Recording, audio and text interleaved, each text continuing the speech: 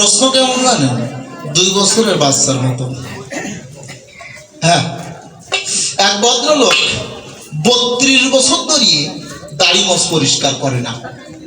তা বিয়ে করেছে। আমি বলি আপনাদের কাছে ওনার স্ত্রীর কোলে 1.5 বছরের একটা বাচ্চা আছে, তো বাড়ি আছে। তা মনে করলো ভাবো না এই 32 বছরের আবর্জনা আমি রাখবো না। কারণ কি জানেন, এই দাড়ি মোছ যদি বেশি হয়, চৈত্র মাসের সময় যদি হয়, একটা বেগুন খাবেন তাতে 20% বিষ পাবেন।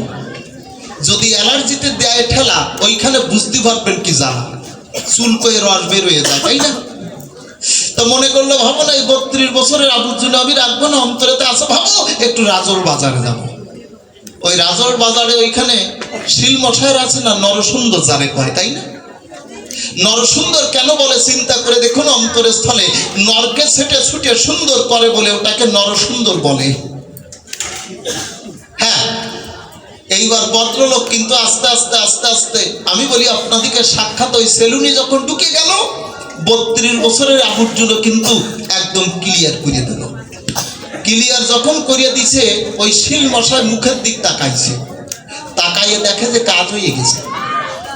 ডাক দিয়ে বলতেছে, বাবু আপনার বয়স কত? মানে দেখে যে চেহারায় কেমন যেন জ্যোতি ফুটতেছে আমার শ্যামানন্দের মতো।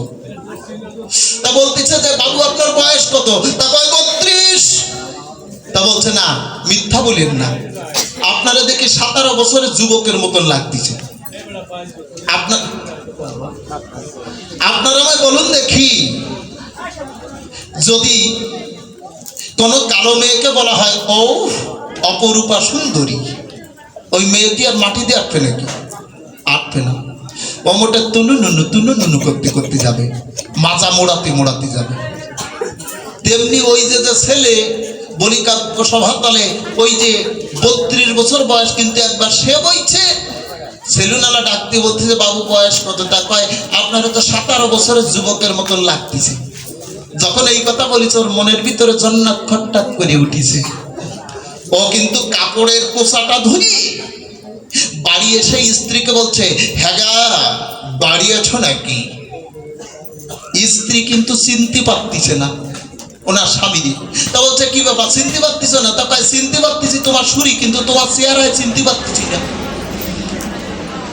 তা বলছে, তুমি আমার কথা ধরো, তাড়াতাড়ি চেনার চেষ্টা করো, কারণ সেলুনালা কিন্তু বলিছে নাকি আমার বয়স কমে গেছে।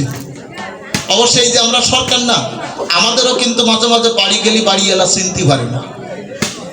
তা আমরা তো সরকার মানুষ, আমরা বুঝতে পারি কিভাবে চিনতে হবে। দেখেছেন, বাড়ি গেলি ওই স্ত্রী বলে শুধু দেও টাকা টাকা টাকা, আর টাচ মোবাইল আছে না, ওই টাচে কয় টাকা। তা জানবেন যত ভক্ত দল, এইবার বাড়ি যখন যাই তখন ওই যে চিনতে পারে না। তো গরু কেনে দেখেছেন, গরুর ব্যাপারীরা গরু কেনে না, ওরা কিন্তু দাঁত দেখে দেখেছেন, এইটা 2 দাইতে, ওইটা 4 দাইতে, ওইটা 6 দাইতে, দাম ওইভাবে কয়। তা আমাদের যখন চিনতে পারে না তখন বাড়ি যাই, বাড়ি যাই কি করি জানেন, এই দাঁত কয়টা বের করে দিই। যখন দাঁত কয়টা বের করে দিই, বাড়িওয়ালা বুঝতে পারে যে গরু আমার টাইছে বাড়ি, এর আগে বুঝতে পারে না। হ্যাঁ, তা তেমনি মতো কথা না, অসঙ্গত। ওই যে 32 বছরের ছেলে বলিকাব্য সভাতলে ডাক দিয়ে বলতেছে, তোমার তো 17 বছরের যুবকের মতন লাগতেছে। স্ত্রী চিনতে পারতেছে না। তা বলছে, শোনো কথা ধরো, তাড়াতাড়ি চেনার চেষ্টা করো। কেন? তা সেলুনালা বলিছে নাকি আমার বয়স কমে গেছে, 17 বছরের যুবকের মতন লাগতেছে। স্ত্রী অমনি করিয়ে স্বামীর চরণ দুখানা জড়ায় ধরে করেছে বর্ণনা, স্বামী তুমি একবার সেলুনে গেছো ভালো কথা, দ্বিতীয়বার মোটে যাইয়ে না। তো বলছে কেন? তো বলছে, স্বামী তোমার বয়স কত ছিল? তা কয় 32। তা একবার সেলুনে গেছো, কত কমে গেছে? তা কয় 15। আছে কত? তা কয় 17। তা স্বামী তুমি আর একবার সেলুনে যদি যাও, আর একবার যদি ফৌজ দাও, তাহলে কত থাকবে রে, কত কমবে না? তা কয় আর 15 কমে যাবে না, থাকবে না কত? তা কয় 2 বছর। তাহলে 32তে 15 দুগুণ 30 যদি চলে যায়, থাকবে না 2 বছর। আর আমার কোলে 1.5 বছরের একটা আছে, আর তুমি যদি 2 বছরের একটা হন, আমি কয়ডারে কি দিবানি? আজকে কথা না অসঙ্গত। আমার ওই যে শ্যামানন্দ পরিব্রাজকের প্রশ্ন ওই 2 বছরের বাচ্চার মতো। তাহলে প্রথম প্রশ্নের দিলাম সমাধান। আমি বলি আপনাদের বিদ্যমান, এইবার গাইব সুর আর ছন্দ দিয়ে একটি গান।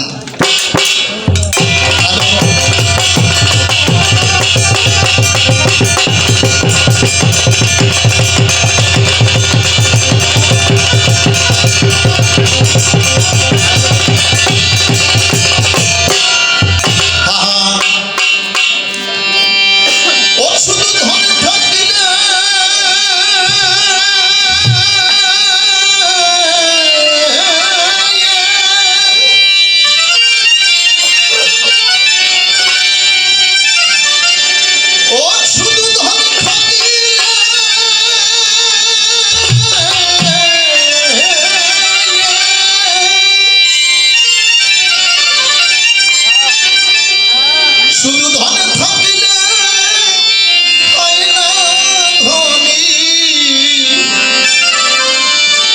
ও শুধু ধনে থাকিলে হয় না ধনী,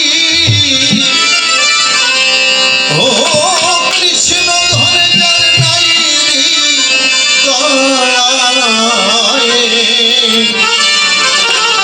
হবে কেবা ধরি কেবা গরিব বোঝা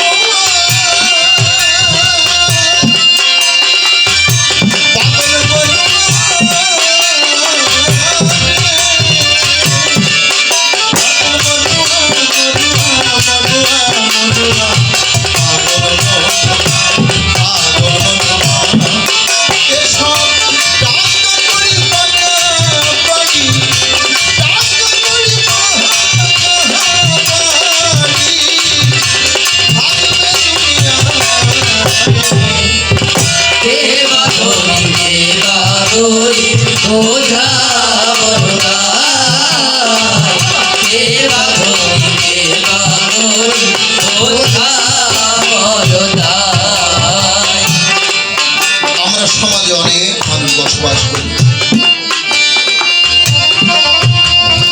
ধনী গরিবের পার্থক্য আছে। আমি বলি আপনাদের কাছে যদি কোনো ব্যক্তির একটা ছেলে MBBS ডাক্তার হয়, বাবা চিন্তা করে অহংকারে যে আমার মতন ধনী জগতের বুকে আর নাই। যদি কোনো ব্যক্তি 1 কোটি টাকা থাকে ব্যাংক ব্যালেন্স, মনে মনে চিন্তা করে হায় রে আমার মতন ধনী আর কেউ নাই। কিন্তু আমি করি বর্ণনা, শুধু টাকা পয়সা বাড়ি গাড়ি থাকলে সে কখনো ধনী হতে পারে না রে বাবা। ধনী কেউ নয়।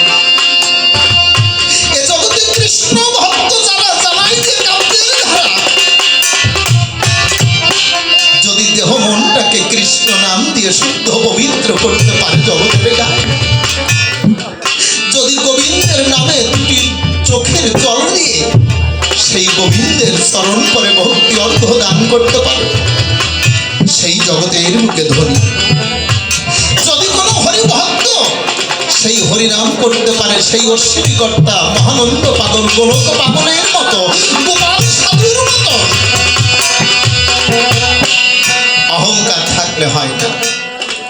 যদি তাই হতো, যদি অর্থ থাকলে ধনী হতো, ইসলাম শাস্ত্রে আছে, আমি বলি আপনাদের কাছে, দিনের নবী করুণার ছবি যে জন্য যখন জগতের বুকে ছিল, জিব্রাইল ডাকতে বলল, নবীজি আমি বলি বর্ণনা, আপনি এই জগৎ থেকে বিদায় নিয়ে যাবেন না। বলেছে কেন? বলেছে আপনাকে কিয়ামত পর্যন্ত আয়ু দান করত, পৃথিবীর সকল ধন সম্পদ আপনার চরণ পরে দিত। আমার নবীজি দীন দরিদ্রের নবী, যিনি সারা জাহানের নবী, যিনি মাছের নবী, গাছের নবী, জলের নবী, স্থলের নবী। উনি বললেন জিব্রাইলকে, না তা হয় না, আমি আল্লাহ কর্তৃক প্রেরিত হয়ে জগতের বুকে এসেছি ইসলাম প্রচার করতে। ইসলাম হচ্ছে শান্তি। আমি মানুষের মাঝে, ভক্তের মাঝে শান্তি বর্ষিত করতে এসেছি। আমি আল্লাহ কর্তৃক নির্দেশিত হয়ে জগতের বুকে এসেছি। আমার সকল কিছু হয়ে গেছে, আমার উচিত আল্লাহর কাছে মিলিত হওয়া। আমি করি বর্ণনা, তাই অহংকার না। জানবেন যত ভক্ত দল একবার হযরত আলী যে দল ছিল, অহংকারে বলেছিল, পৃথিবীর যদি একটা গোটা থাকতো তাহলে আমি শূন্য ভারে উঁচু করতাম।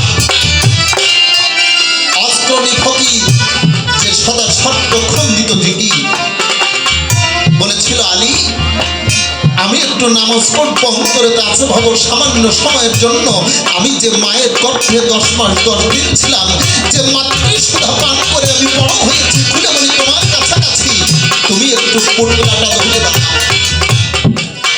হযরত আলী যখন ওই পোটলাটা ধরে দাঁড়াতে যায়, মাটির ভিতরে ডেবে যেতে লাগলো। ডাক দিয়ে ফকিরকে বললো, ফকির আমি করি বর্ণনা, তোমার এই পোটলার ভারকে আমি বহন করতে পারছি না, কথা ধরো, তাড়াতাড়ি তোমার পোটলাটা ধরো। পোটলাটা ধরে ডাক দিয়ে বলেছিল, আলীর ধারে, আলী অহংকার করো না।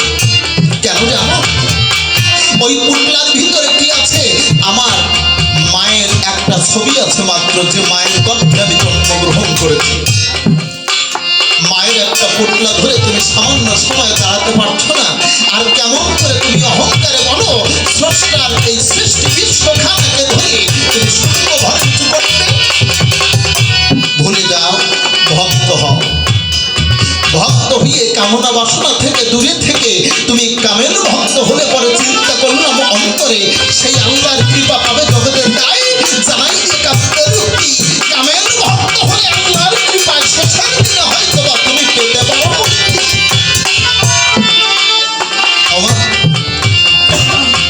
এই কৃষ্ণ ধনে ধনী কে ছিল?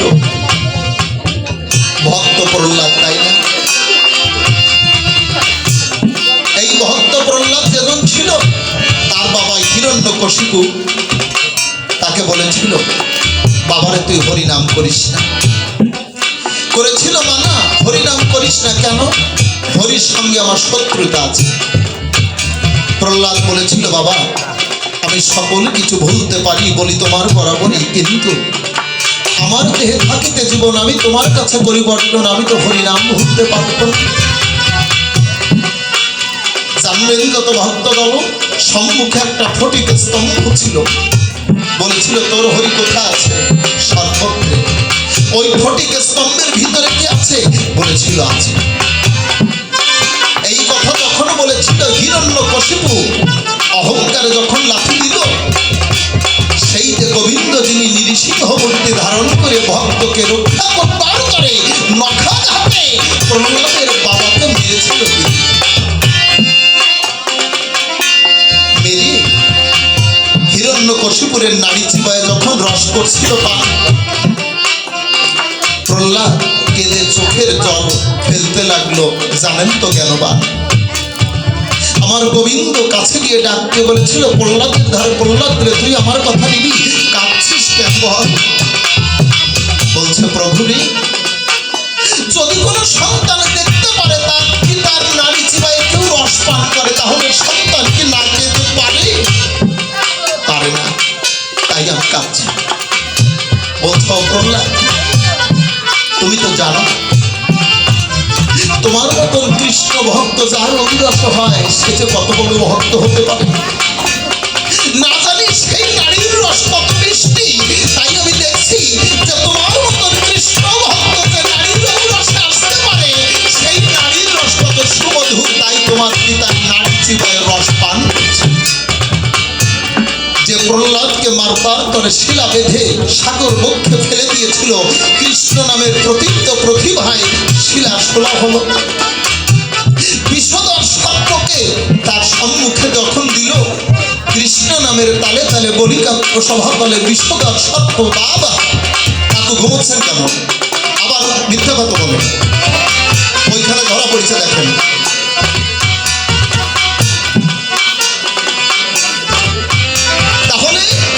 চিন্তা করে দেখুন, অন্তরের স্থলে যখন ওই বিষধর সর্প দিল, প্রহ্লাদের তালে তালে মুক্তির জন্য তারাও কিন্তু নৃত্য করতে আরম্ভ করলো। আবার যখন বিষ দিল, গোবিন্দকে ডেকে ডেকে বলেছিল, হে গোবিন্দ, আমি তোমার নামে এই বিষ করছি, বা আমি বলি তোমার বিদ্যমান, আমি যদি তোমার ভক্ত হবো, অন্তর কাছে ভাবো, তুমি আমার কথা নিও, এই বিষকে তুমি অমৃত করে দিও। কৃষ্ণ নামে বিষ অমৃত হল, তাই না? এরাই হচ্ছে ধনী। আর কারা ধনী? এখানে মতু আছেন না? আছেন। এই মতু আছে, খুলে বলি আপনাদের কাছে, অশ্বিনীকর্তা যে দণ্ড, এই অশ্বিনীকর্তা যে দণ্ড, আমি বলি ধর্মসভায়, আর গোপাল সাধু, আমি দক্ষিণ অঞ্চলের ছেলে। গোপাল সাধুর বাড়ি গেছেন? জান নাই। গেছেন? ভালো না। এই গোপাল সাধু যে মন ছিল, কথা আমার বলা ভালো, ওরাকান্দি যাবে বলে অশ্বিনীকর্তার বাড়ি এলো। এসে ডাকতে বলল যে দাদা একটু ওরাকান্দি যাবে। অশ্বিনীকর্তা করেছে বর্তনা, আমি তো যাবো না, কারণ আমার তো বাবাকে যে কিছু দেব, আমার তো দেওয়ার কিছু নাই, তুই যা। কারণ অশ্বিনীকর্তা দিনহীন কাঙ্গাল ব্যক্তি ছিল। গোপাল সাধু 2 কেজি মিষ্টি দিয়ে গোপাল সাধু সেই ওরাকান্দি গেল। আমি বলি আপনাদের কাছে গদি ঘরে গুরুচাঁদ ঠাকুর বসে আছে। যখন বসে রইল, আমার গোপাল সাধু গিয়ে পরে যখন ওই মিষ্টি দিল, সবাই খেলো, বড় তৃপ্তি পেল। গুরুচাঁদ ঠাকুর ডাকতে বলছে, তাই ও গোপাল করে জানাই, তুই আমার কথা নিবি? তুই তো মিষ্টি দিলি, আমি খেলাম, পরাণ ভরে ভালো লাগলো, আমার অশ্বিনী কোথায় সে কিছু আনেনি। বলেছে বাবারে, আমার অশ্বিনী তো দিনহীন কাঙ্গাল, আমার দাদা, সে তোমার জন্য কি আনবে, সে আসেনি। কিন্তু গুরুচাঁদ ঠাকুর আমার অন্তর্যামী ছিল, বুঝতে পারলো যে অশ্বিনী এসেছে। ঘর থেকে বাইরে এসে দেখতে পারে যে অশ্বিনী দাঁড়িয়ে আছে, একটা কাঁধে ঝুঁকি, ঝোলা নিয়ে দাঁড়িয়ে আছে, আর 2টি চোখের জলে ভাসছে জলটুকু টপ টপ করে ওই ঝোলার ভিতরে পড়ছে। জানবেন যত ভক্তদল, আমার অশ্বিনীকর্তা 2 টুকরো মাটি এনেছিল। গুরুচাঁদ ঠাকুর বলছে, অশ্বিনী রে, গোপাল আমাকে মিষ্টি দিয়েছে, আমি খেয়েছি, তুই আমাকে কিছু দিবি না, কিছু আনিস না?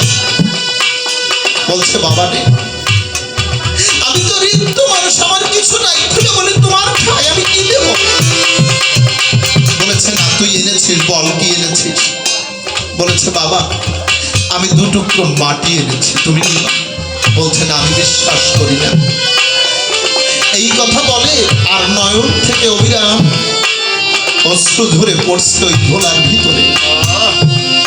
জানবেন যত ভক্ত দল, আমার গুরুচাঁদ ঠাকুর যখন ওই ঝোলার ভিতরে হাত দিল, আমি বলি আপনাদের পাশে গুরুচাঁদ ঠাকুরের পরশে খুলে বলি সবার পাশে। জানবেন যত ভক্ত দল, আজ হরিনামের কৃপায় মাটির টুকরো মিছিল দানা হয়ে গেল।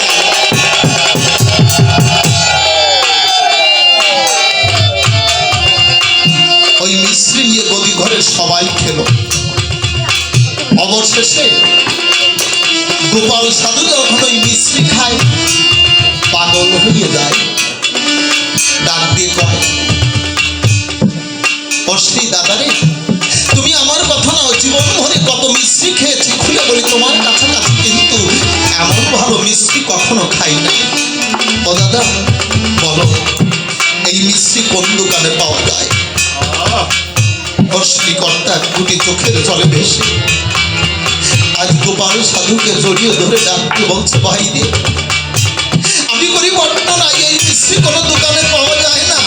একমাত্র হরি ভক্তের চোখের জলে আর হরি নামে এই মিশ্রি জগতের বুকে তৈরি হতে পারে। এই হচ্ছে আমার গোপাল সাধু, এই হচ্ছে অশ্বিন কর্তা। এই গোপাল সাধু যে জন ছিল, জগতের বুকে ভক্তের পদধূলিতেও হরি ভক্তের পদধূলিতে ভাব পর্যন্ত তৈরি হয়। প্রমাণ কোথায় জানেন? এই গোপাল সাধু সর্বপ্রথমে যখন মতুয়া হলো, ঢোল ডাঙ্কা বাজাতো ভালো, আর মহোৎসব করত, বিভিন্ন জায়গায় যেত। 3 দিনের মরামে গিয়ে সুতরের স্ত্রী অলকা 3 দিন আগে মরিয়ে গেছে। আমি বলি আপনাদের কাছে, গ্রামের সবাই ষড়যন্ত্র করে মনে মনে ভাবছে যে দেখি গোপাল সাধু কেমন সাধু আজকে প্রমাণ করব কিভাবে। তাহলে আমাদের পাড়ায় একটা মহোৎসব করতে হবে আর গোপাল সাধুকে নিমন্ত্রণ দিতে হবে। জানবেন যত ভক্ত দল, গোপাল সাধুকে নিমন্ত্রণ দিল, মহোৎসব হচ্ছে আর মাতাম হচ্ছে। ওই সময় 3 দিনের মরা মেয়ে অলকাকে ভক্তদের ভিতরে শোয়ায় রাখলো। একটু পরে ডাক দিয়ে বললো, গোপাল তুমি না হরি ভক্ত, ওই যে অলকা মরিয়ে গেছে, খুলে বলি তোমার কাছে দেখি কেমন তুমি হরি ভক্ত সত্য বাঁচাতে পারবা না? গোপাল সাধু করেছে বর্তনা, যেখানে হরিনামও হয় সেখানে তো মানুষ মরতে পারে না। খুলে বলি তোমাদের ঠাই অলকা তো মরে নাই, ও তো ঘুমাইয়া আছে। 3 দিনের বাসি মরা জানাই দিয়ে কাপড়ের ঢালা। সত্য কথা আমার বলা ভালো, মহোৎসবের পরে আমার গোপাল সাধু ওই অলকার কাছে গিয়ে ডাকতে বলছে, ওখান থেকে হরি নামে মন্ত্রভূত করি ধুলি দিয়ে মাথায় দিয়ে বলল, আমার কথা নিবি ওর। দেখ কত ভক্তরা এসেছে, খুলে বলি তোর কাছে, তোর বাড়িতে এই ঢোল ডাঙ্কার তালে তালে তারা হরিনাম করছে। আমার ওর উঠে এই ভক্তদেরকে খেতে দিতে হবে, ভক্ত সেবা দিতে হবে। হরিনামে মন্ত্রভূত করে ধুলি পড়া যখন মাথায় দিল, আমি বলি আপনাদের নিকটে আজ অলকা কিন্তু শোয়া মানুষ, মৃত মানুষ, তখন কিন্তু ধুলি পড়ায় উঠে বসে। উঠে বসে বলছে, আমি 1 গ্লাস জল খাবো। জল খাওয়ার পরে ডাকতে বলছে, গোপাল সাধু আমার দেখ কত হরি ভক্তরা এসেছে, তুই আমার কথা নিবি, এই হরি ভক্তদের সেবা দিবি না মা? বলছে, বাবা রে, আমি যে হরি ভক্তদের সেবা দেবো অন্তরে আছে ভাবো, কেমন করে দেব, ঘরে যে একটাও চাউল নাই। বলছে তাই? বলছে হ্যাঁ। অমা মনে করি ভাবো না তোর ঘরে চাউল থাকা লাগবে না, অন্তর দিয়ে দেখলাম ভেবে আজকে এই হরি নামে মন্ত্রভূত করা এই ধুলিতেই ভাব হবে। এই কথা বলে 1 মুঠো ধুলি নিয়ে হরিনাম দিয়ে মন্ত্রভূত করে ডাক দিয়ে অলকাকে বললো, মা তুই আমার কথা নিবি, এই ধুলিটা নিয়ে তোর হাড়ির ভিতরে দিবি। জানলেন যত ভক্ত জগৎ, আজ ভক্ত প্রগাঢ় বিশ্বাস নিয়ে সেই কথা বোঝাই হয়ে ওই ধুলি নিয়ে যখন হাড়ির ভিতরে দিল, আমি বলি আপনাদের সাক্ষাৎ আজ হরিনামে মন্ত্রভূত করে দিয়ে যে ধুলি দিল তাতে হলো হাড়ি ভরা ভাত। হরি বলো, হরি বলো, হরি বলো। হাড়ি ভর্তি ভাত যখন হলো, ওই ভাত যখন হলো, গোপাল সাধু ডাক দিয়ে বলল, মা আমার কথা দিবি, সকল হরি ভক্তদেরকে তুই নিজেও হাতে ভাত দিবি। অলকা বলছে, বাবা রে, আমি যে মা, আমি যে একটা মেয়ে, আমি যে ভাত দেবো, এক হাড়ি ভাত কয়জন ভক্তকে দেব? আমি পারবো না। বলছো, মা এই ভাত দিবি, সকল ভক্ত খাবে, আরো তোর হাড়িতে রয়ে যাবে। যখন এই কথা বলে, প্রত্যেকটা ভক্তকে নিজেই হাতে কিন্তু ভাত দিয়েছে চলাচল। ভাত যখন দিল, সকল হরি ভক্তরা খেলো, আরো ভাত রয়ে গেল। ওই ভাত যখন রয়ে যায়, গোপাল সাধু যখন খায়, চিন্তা করে দেখুন জ্ঞানী জয়, তখন ওই হাড়ি থেকে ভাত সব ফুরায় গেল, এক মুঠো ভাত রয়ে গেল। আজও যদি কেউ গোপাল সাধুর বাড়ি যাবে, অন্তর নিয়ে দেখুন ভেবে হরি নামে মন্ত্রভূত করা ধুলিতে যে ভাত হয়, আজও ভক্ত কিন্তু দেখতে পাবে। এরাই হচ্ছে ধনী ব্যক্তি। জানাই দিয়ে কাব্যের উঠি, তাই আমার অসীম সরকার দিয়ে উঠল, পাপিত ধন ও ধনের প্রাণ করি,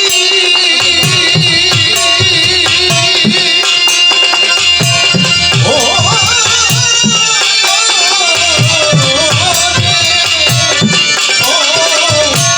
বিষয় সম্পদে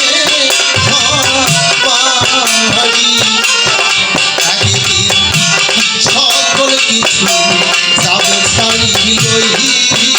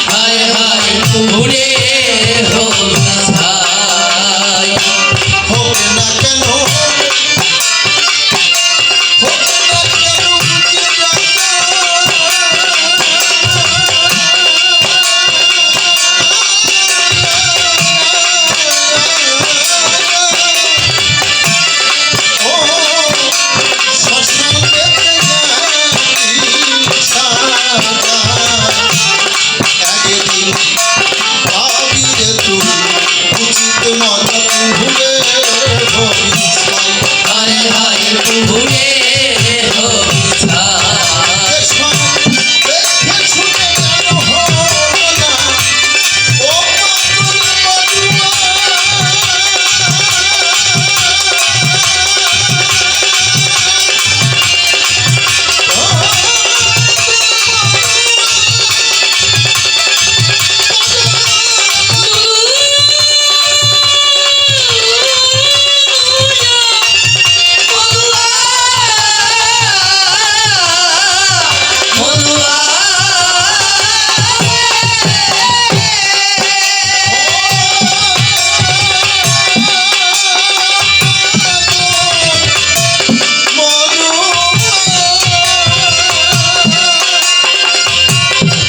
পাগল